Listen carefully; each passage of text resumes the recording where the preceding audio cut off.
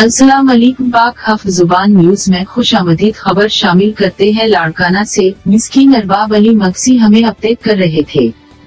अल्लाहाबाद के मुकीम इमरान कलहोड़ो ने SRP police एहलकार खातून फराह नाज की ज्यादतियों के खिलाफ प्रेस क्लब के सामने एहतजाजी मुजाहिरा किया।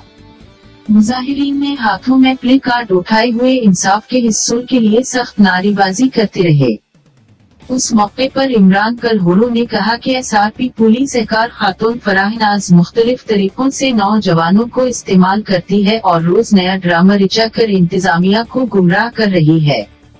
इमरान कलहोड़ो ने कहा कि मैं पहले ही शादीशुदा हूं और मुझे 3 बच्चे भी हैं, तो मैं 32 साल का 55 साल की फराह नाज से कैसे शादी कर सकता हूं। फराह नाज ने मुझे शादी करने पर पूरा जोर लगाया, जो कि मैंने अपनी बीवी और पुलिस इंतजामिया को पहले ही बता दिया था। फिर भी अली गोराबाद पुलिस ने खातून के आगे घुटने टेक कर केस दाखिल कर दिया, जो कि जुल्म और ज्यादती है। उन्होंने कहा कि कोर्ट में खातून को शर्मिंदगी का सामना भी हुआ, फिर भी खातून नया ड्रामा रचा कर हमें परेशान कर रही है। उन्होंने DIG और SSP लाड़काना को केस खारिज करके इंसाफ फराहम करने का मुतालिबा किया।